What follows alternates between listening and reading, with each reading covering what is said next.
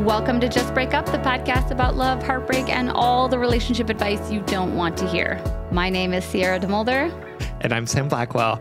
And today we're going to answer a letter from somebody who is feeling unseen in her relationship. But before we begin, we just want to give you our Surgeon General's warning, which is that Sierra and I are not licensed mental health practitioners. No, we are not. We don't know what we're talking about. We are not professionals. We are not trained in any of this. So please take our advice as you see fit in your life. We are just a supplement, and we are only here to offer our humble musings to hopefully shed some understanding and maybe some laughs about the incredibly rewarding but mostly confusing experience that is love. All right, today's letter is from Messy and Scared, which is just so simple and relatable. Whose pronouns are she, her, who is writing to us from Depression and Life Sucksville. Also been there before. It's not funny, but it's funny. It's like trauma laugh. Hi, Sam and Sierra. I've, 27, she, her, been dating my partner, Sam, 29, he, him, for 2.5 years. We have not had an easy time together, with some serious health problems rendering me bedridden a few months after we got together, going long distance across country 6 months after we got together, him moving back a year later after falling out with his community there and falling into a deep depression, and his mom unexpectedly passing within 2 months of him moving home. Through it all, I couldn't imagine a better person to go through life's challenges with. For the most part, save a few realistic spells here or there due to depression, he has always been so good about carving out time for me, making me feel so safe and so happy, and generally putting my anxiously attached self to rest for the first time in years. I'd literally never experienced love like this before, coming from an incredibly abusive long-term relationship prior. He also comes from a really hard relationship history, and we were both previously engaged. More recently, I have been getting to a stage in my life where I'm ready to settle down. Since he first moved across the country, I was ready to move out there and marry him, but I still want a future with him in it. And I still want a future with him in it. However, our conversations about it recently have been misaligning. He is still very depressed, and without his mom, he said he's scared of making a huge decision without her here to talk to and be there. He is anxious about getting engaged again since his last time ended so poorly. He has also said he wishes he could be in a better mental place before getting married, but he is afraid it might never happen. This honestly rocked me, and while I understand his fears, I can't shake the feeling of rejection it's unlocked. Additionally, the last few months, I've felt very unseen in the relationship. We've both always been homebodies, but he never wants to go out on dates. He has grown more quiet to text and calls, and the dreaded, I don't post stuff about my personal life on social media, only my career, is really hitting hard. I've had a life-changing career opportunity that he just hasn't seemed as excited for as my friends have, and generally, I'm just feeling like I'm more of a convenience for him. It's like once he realizes that we're at the stage to consider marriage, he's checked out emotionally, gotten depressed, and doesn't have energy / isn't willing to put in work to get better again. I also bring some challenging background to the table with my old school family being anti-moving in together beforehand, and also my being scared to move in because he might get too comfortable and not want to take further steps. I also want to have a family, and because of health risks and just pregnancy being crazy hard, I have a hard boundary on wanting them out of me by 31. It's coming soon, considering it takes time to get married and settle and get pregnant and have a baby. He used to be so excited about a future with me, talking about getting married and having kids and being together, quote, forever and always. I just don't know what changed. He doesn't seem motivated either to want to get better. He said he doesn't want to talk to his therapist about his mom or his depression, and he refuses to take antidepressants. I just don't know what to do, and I'm so scared of losing him. But I also feel like I'm already losing him. He is a shell of the person he once was, and all of his doubts have my anxious attachment firing on all cylinders, coupled with panic attacks every so often triggered by my PTSD regarding my previous dumpster fire of a relationship. I felt torn the last few weeks between wanting to fight through and help and my previous experience saying to distance myself because he was going to call everything off. Ultimately, I'm just so scared to lose him and the love we have. I love him so deeply and want to help him get better, but it's draining my mental health as well. Is it possible to be too messy for a relationship? Am I blowing his reactions lately out of proportion? Things that have never caused anxiety before are suddenly so triggering. Is that because something has changed or just because I'm lacking the stability in the relationship? All right, messy and scared. Thank you so much for writing to us.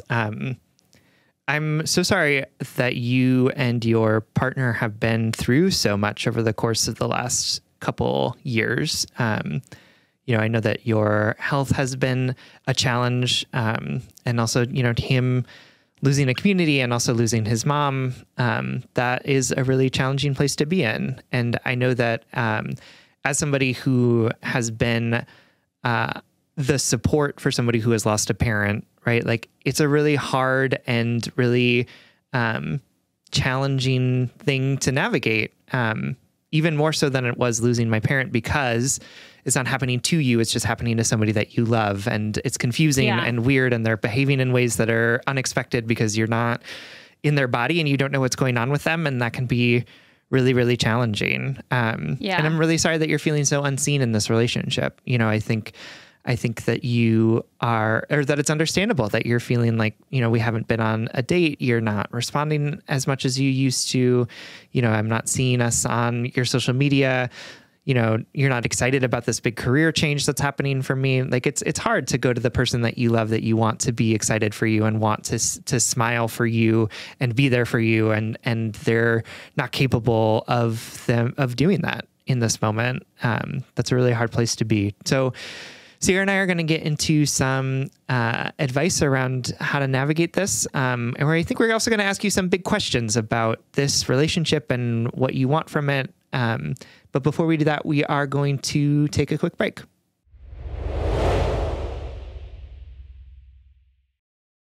All right, my darling, welcome back. And thank you for writing and trusting us with this letter. I think as the anxiously attached cutie in this hosting pair, I'm going to just start by answering one of your very first questions towards the end of your letter, in which you were wondering, like, am I blowing his reactions lately out of proportion? And you wrote that things that used to never trigger anxiety are now super triggering. Is it because something has changed or because I am lacking the stability in this relationship?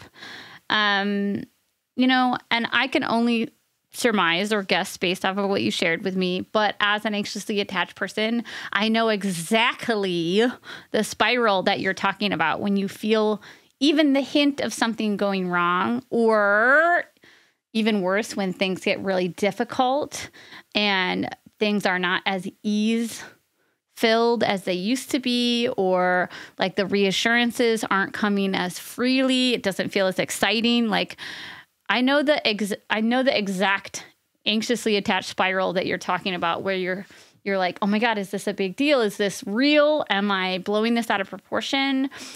His body posture, how he's answering my text messages. What do all of these things mean? And I swear I see a pattern. I see a decline. I see all of this, and this means something. This means I'm losing the relationship. It means he's going to break up with me, which means I have to leave first, or it means I need to act out, or I need to cling to him, or whatever. I am obviously summarizing all of this lived experience, but I just want to say I know that heightened anxious period that's happening right now, where because things are hard and because you may be feeling your partner pulling away in a real way, that's exacerbating everything else, including your ability to get in touch with your intuition and make sound, rational decisions that are in alignment with your desires. Your anxiety is impeding the ability to be present and to be objective. And so I start with that, not to say you're overreacting. That's not what I want you to take from this. I start with that to say, I do think that the general level of heightened anxiety that your life is bringing to the table right now is probably making it really hard to be objective, to be present, and to actually say, well, what is happening here and what do I want to happen, versus being reactive and being hyper vigilant and being hyper scared. Like, you're in a defense mode where you're like, oh my God, if I don't act, the relationship is going to end.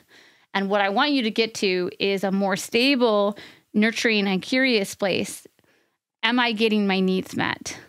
Is my partner's inability or ability to show up a representation of his true feelings for me, or is it a representation of his circumstance right now?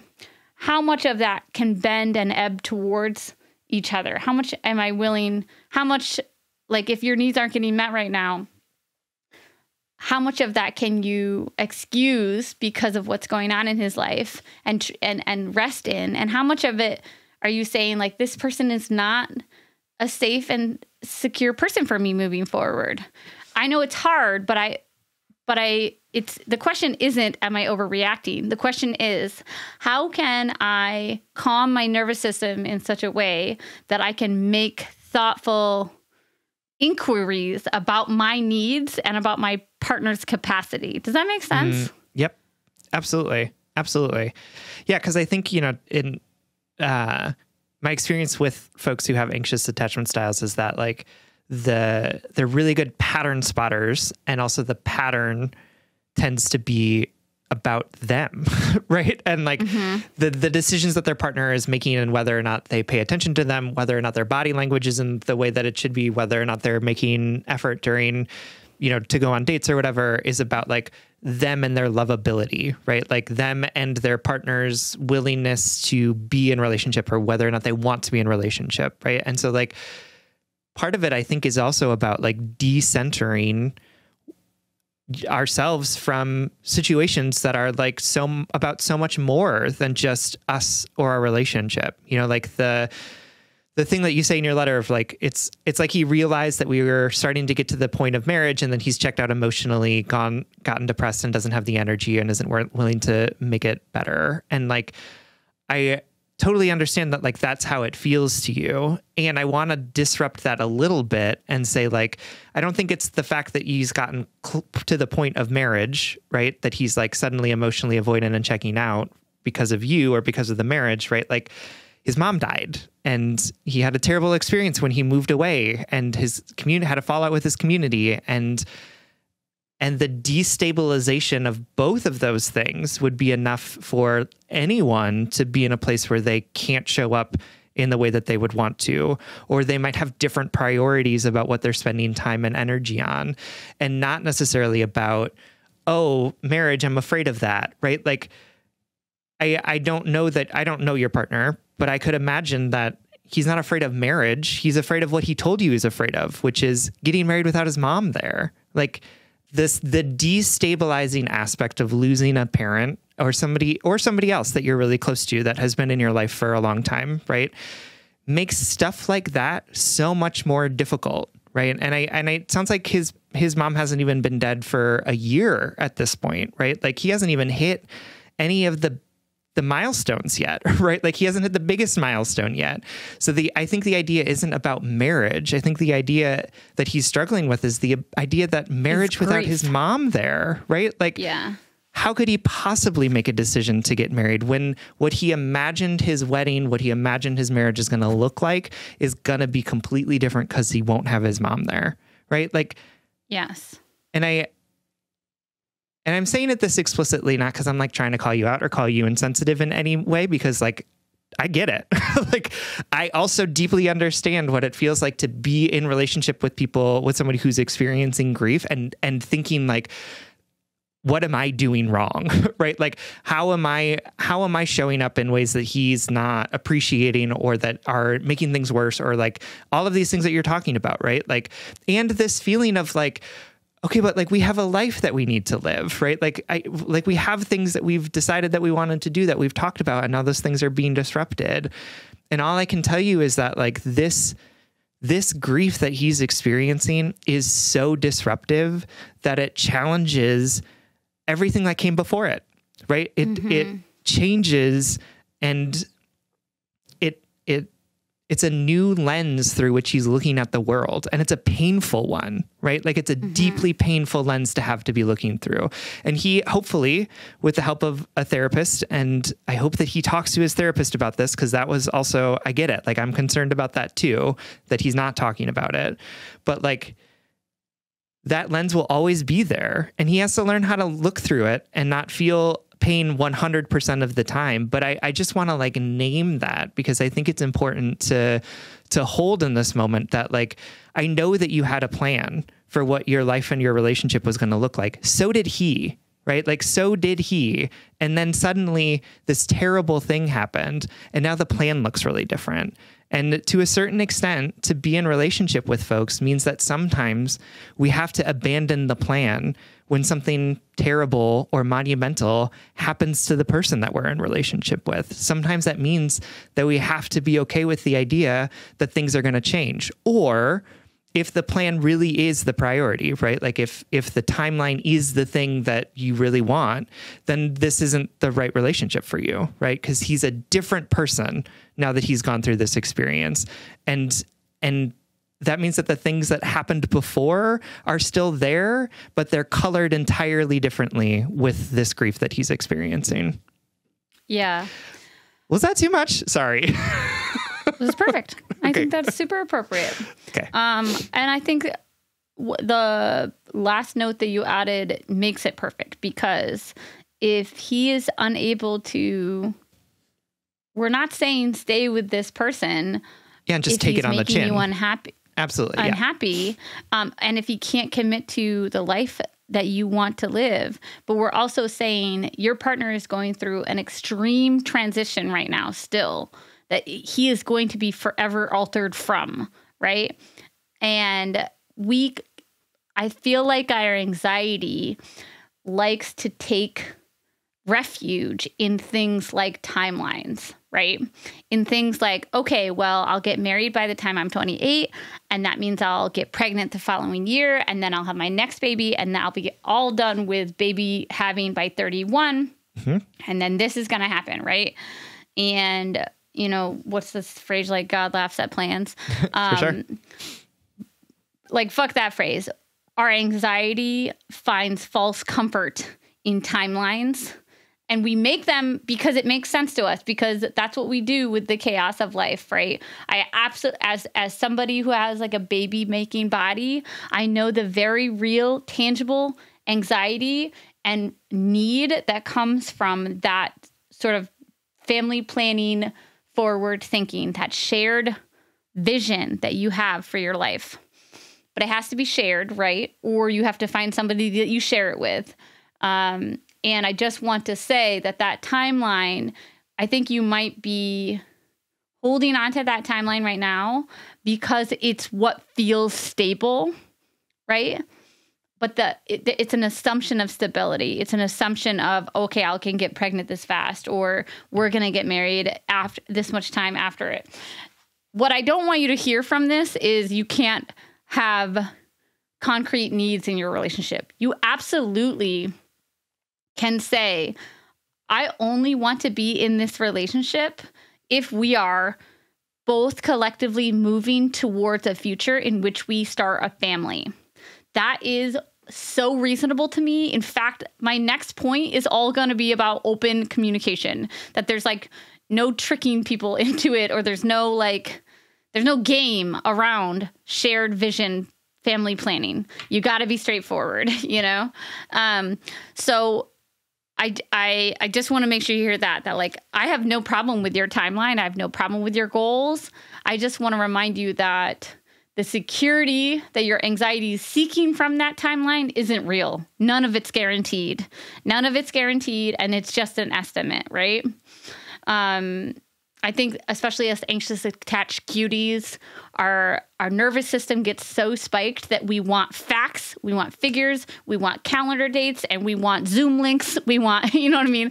We want everything to be as tangible as possible, because that's what de-escalates our nervous systems. But a written out timeline is just that. It's just words on a page. There's no guarantee. The last thing that I want to touch on, which I was hinting at earlier, is this idea about your potentially more conservative family of origin being anti-moving in together beforehand. And there's a couple things that you hinted at. It's actually not about that.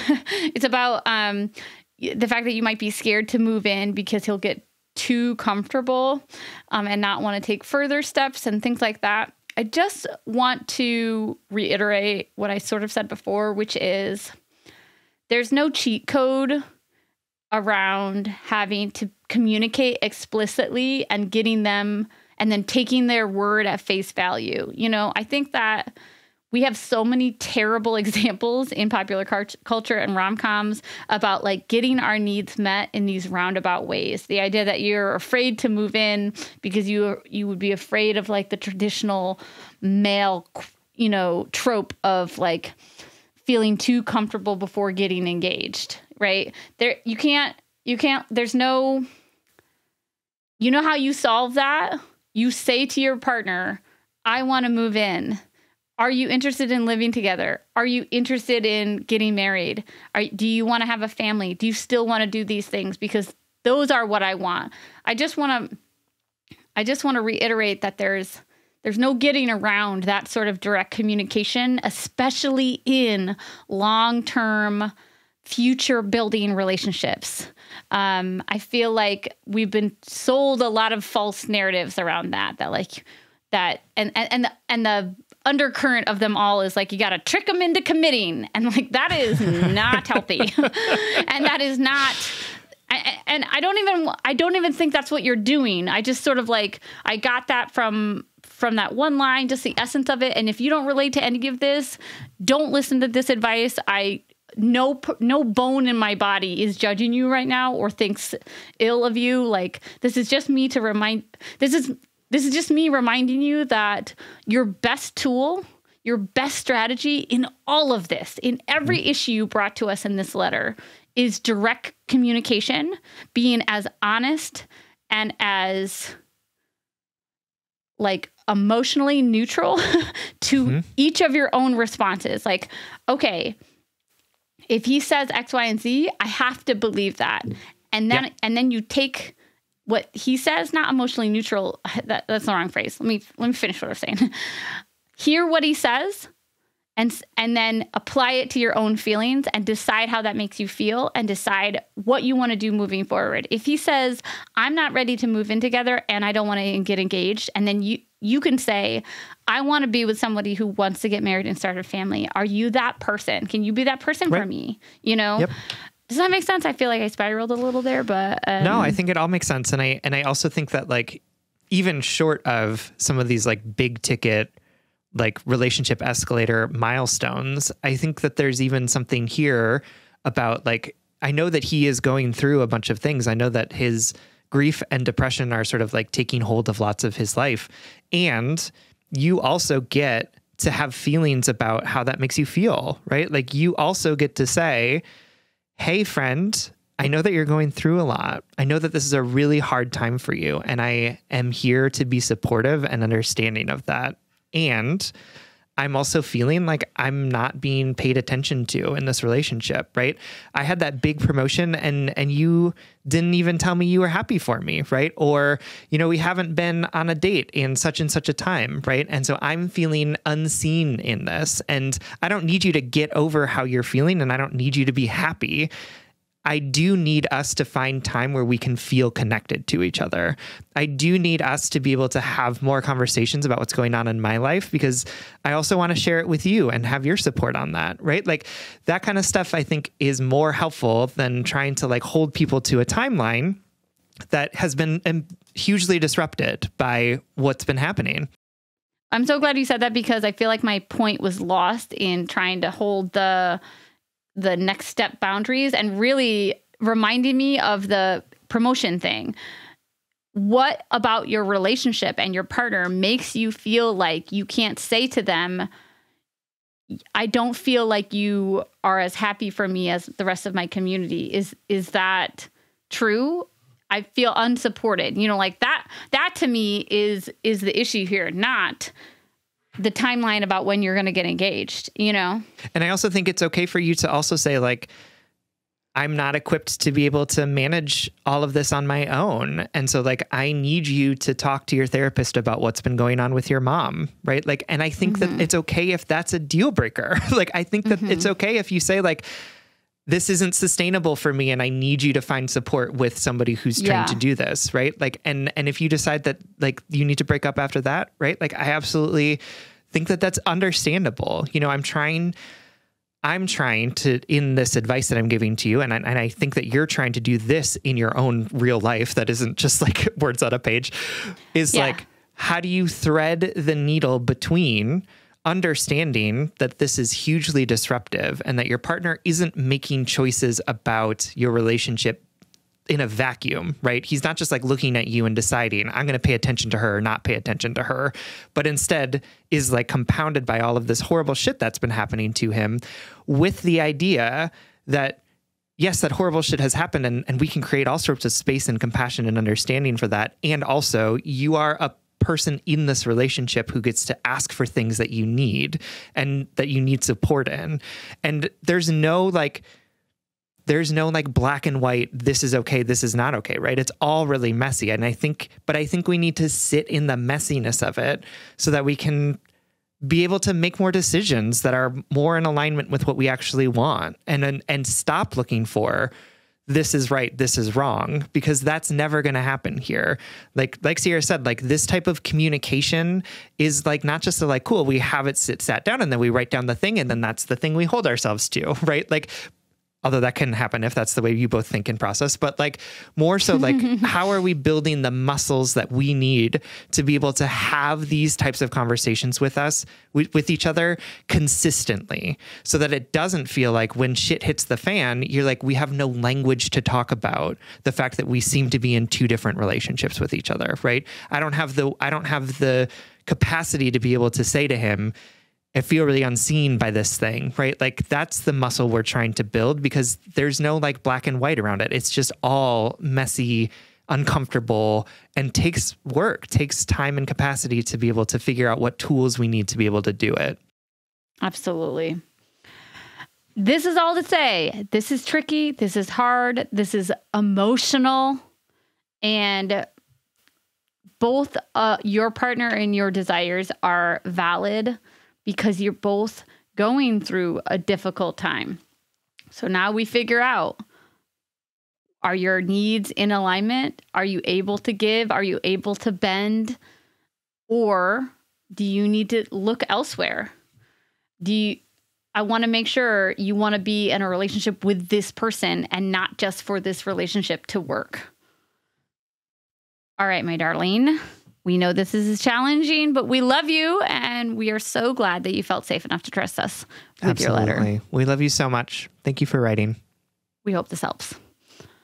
All right, y'all, it's Friday, which brings us to the blind date segment of our episode. Every week, we like to shout out something that we love, that we want to set you up with. And this week, we are sending you home with a book called How to Say Babylon by Sophia Sinclair. This is a book written by a poet and writer who grew up in... never trust him. Yeah, I know, right? They make things up. Who grew up in Jamaica, and her father was a strict Rastafarian. And so there was, it's about her sort of like growing up in that environment and what it took for her to be able to find her way out of it. It is also just like a love song to Jamaica. It is also a love song to the art of writing and poetry. It's one of the most poetic prose books I've ever read in my entire life. It's just like absolutely beautiful. And I think that a lot of the things in that book kind of reflect a lot of the stuff that we talk about on this podcast around how do you navigate through accountability and forgiveness at the same time? How do you understand the world differently as you learn more things about it? And where does empathy sit while also understanding that people have done horrible things. It's just really good. I really enjoyed it. So check it out. It is called How to Say Babylon by Sophia Sinclair. All right, everyone. Thank you so much for listening. If you would like more content from us, or if you would like access to our monthly office hours, you can support us on Patreon. If you support us on Patreon for as little as $5 a month, you get an additional bonus weekly episode, as well as access to all of those monthly office hours. That's patreon.com/justbreakuppod. You can slide into our DM, send us your favorite relationship memes, but most importantly, you can submit your questions about all matters of the heart at justbreakuppod.com, which is also where you can find our merchandise. Please remember to like, follow, subscribe, give us a 5-star rating and review. This literally keeps our mics on and helps us reach more brokenhearted souls who need 2 random strangers giving them relationship advice. Just Break Up is a production of Duvid Media, original music, recording, editing, producing, all magical things by our good friend Spencer Worth Davis. Make sure to check out his podcasts and his music. And remember, this period of your life, this period of time and transition is meant for you to find new ways to grow and stretch and expand your compassion for yourself and others. Choosing to find new ways to continuously grow is not because you're lacking. It's not because you're doing anything wrong, but because we always have the capacity to learn new things and to change our worldview from that learning. You don't need to see the entire road ahead of you to know that everything is going to be okay and that you are on the right path of change. And if all else fails, just break up.